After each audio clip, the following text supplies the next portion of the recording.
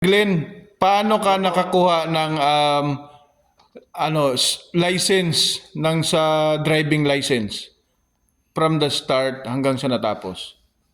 From the start, unang-una, nag-inquire ako sa isang pinakamalapit na driving school Mhm. at nagsabi sila na kailangan una muna para makakuha ka ng student permit, kailangan mo nang mag-undergo ng TDC or Theoretical Driving Course. Mm. Yun yung isasubmit mo doon sa LTO together with your medical Oo. at bibigyan kanila ng student permit. Saan ka nagpa-medical doon din? Doon din Sa mismo medical na 'yon, anong ginagawa sa medical na 'yon? Anong sa sakop niya? medical, chine-check yung height mo, timbang at yung eyesight mo kung Mm. credible ka mag-drive. Yes.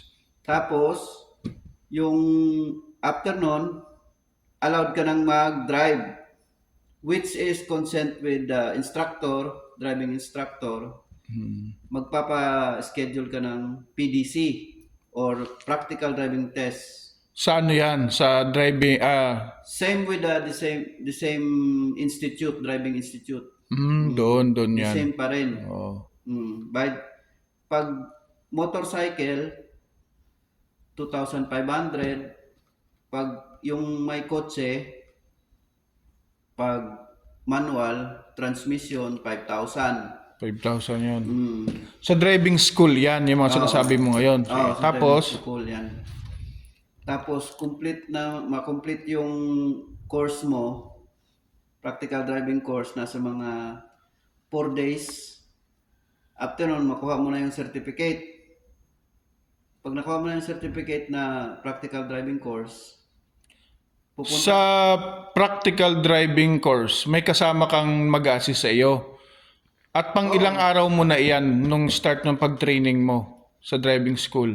ang kuha na yan, pag start ng training mo, from theoretical driving course, 3 days, tapos kasama na yung practical driving course, 4 days, nasa mga 7 days din. Yung practical driving course, in 1 day, magda-drive test kayo 4 hours lang. 4 Hindi hours. kayo pwedeng mag-exceed doon. Sa isang araw, 4 hours lang. Hindi mo pwedeng So nakailang araw ka? hindi mo pwedeng mga kuan ako 4 days. 4 days yun sa kapa 4 hours. Oh, Basta tuloy-tuloy yun, walang pahinga. O may break time din? may break time May din. break time din. Mm. So 4 na araw, tig for 4 days. So tag- paglaanan mo 4 hours talaga ng araw, Mm. yung pag ano mo, kukuha mo ng Oh. Pwede ka student. naman siguro depend sa driving institute kung pwede kang kumuha ng morning 8 to 12, pwede kang kumuha, tapos gabi night shift, depende sa institute para makomplete mo ng mas maaga kung nagmamadali ka. Okay. So ang tanong ko sa'yo, dyan sa ininrolan mong driving school, sigurado ka bang masasabi mo na may natutunan ako? Oo, Marami. Marami kang akong natutunan. doon kasi ang mga instructor doon, experienced instructor, they are driving like 20 years experience. Okay. So doon na tayo magaling, maganda. Doon na tayo sa after 4 hours, tigpa 4 hours kada araw na 4 na beses. 4 days lahat, tigpa 4 hours kada araw. Tigpa 4 hours. After nun, ano na yung kasunod? After nun, makuha mo yung na-approve ka na ng instructor, which is pass ka na, pasado ka na, makuha mo na yung certificate, ipiprint nila, tapos proceed ka na naman doon sa may LTO. Ikaw lang mag-isa sa LTO o yung mismo sa ikaw mismo, hindi kayong sila driving school ang pupunta doon, kundi ikaw mismo. ikaw mismo Tapos, doon, kasi ano ang mga dala-dala mo doon pagpunta mo sa LTO? pag yung medical mo hindi pa expire, dalhin mo yung medical mo, tapos yung application, ay sa bagay, kung mag-print ka ng application sa internet, sa net, sa online, Tapos pipill upin mo para hindi abala. Pero may application form naman sila doon. Diretso ka na doon. Mag-fill up ka na lang sa LTO desk. Tapos submit mo together with the TDC, student permit mo, TDC, tapos practical driving certificate, student permit, TDC, practical PDC, tatlo, tapos medical, Ikaw mismo magdadala doon. Oo, Bit-bit mo tapos- yun. Tapos, pera, yun yung mga requirements. Magkano naman? Ano ba yung sa pro, non-pro? non-pro pag bago kang kuan, non-pro ka muna. Pag non-pro, anong dinadrive ng isang non-pro? Yung private vehicle, Private vehicle, 4 wheels. 4 wheels. Okay. At saka motor. Saka motor. Sakop niya. Mm. Ang pro naman, Ang professional, pag sa TDC itinuturo yan yung professional, a difference between non-pro and professional license. Ang non-pro, magdadrive ka ng private vehicle which is owned by you or other owner. Ang professional, yun yung magdadrive ka na binabayaran ka.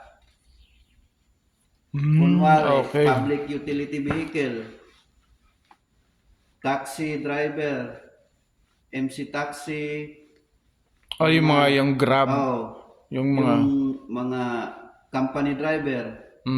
Kasi binabayaran sila. Dapat ang kuha nila, license, professional. Nung naibigay mo na lahat ng mga requirements na iyong nabanggit sa LTO, what's next?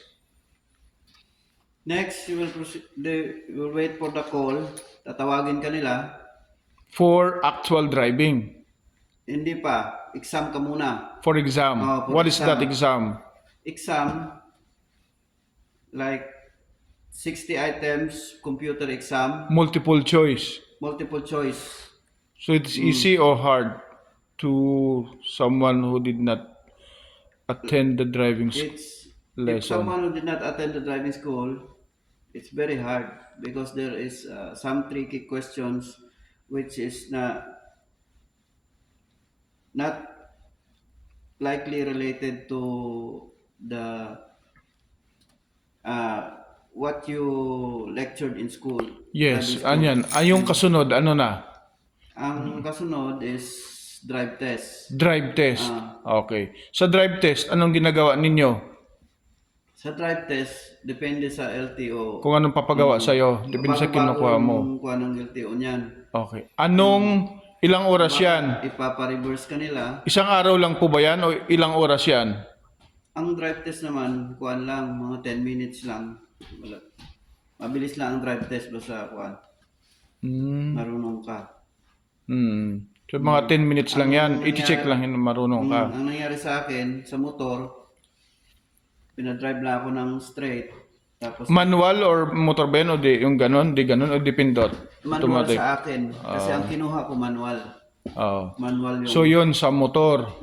Tapos manual, pinadrive lang ako, tiningnan ng LTO, tapos okay na. And then lumipat ako sa sasakyan kasi dalawa yung kinuha. ikaw ang naganon sa motor. Oo. Ako na ang nagkuhan. And then, anong sumunod na doon sa actual driving sa kotse? Sa Sumunod na. kotse na, doon, bibigyan ka ng instruction ng LTO na punta ka doon sa loob ng car, buksan mo yung aircon. Ay, mga ganon.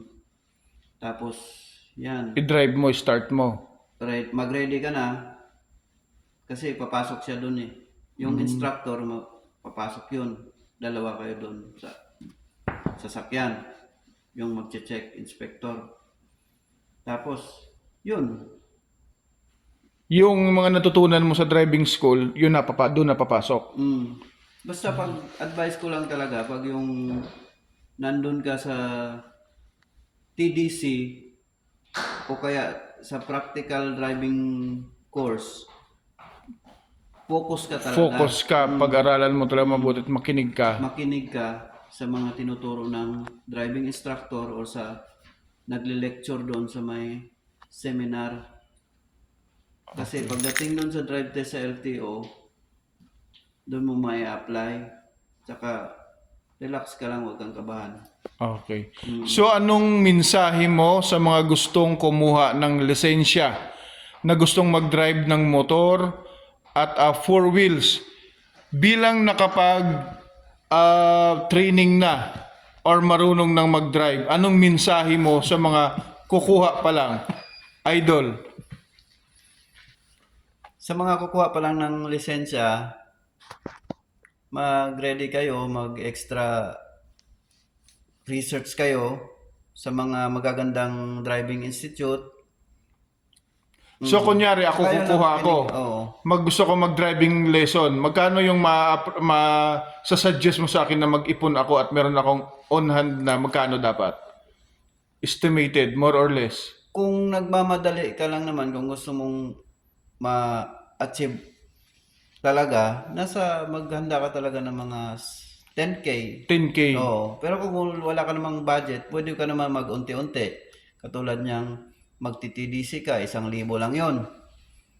Tapos pag nakaipon ka na ulit, magpa-practical driving kuhan ka na naman, which is nasa mga 2,500 pag sa motor ka, 5,000 pag sa sasakyan.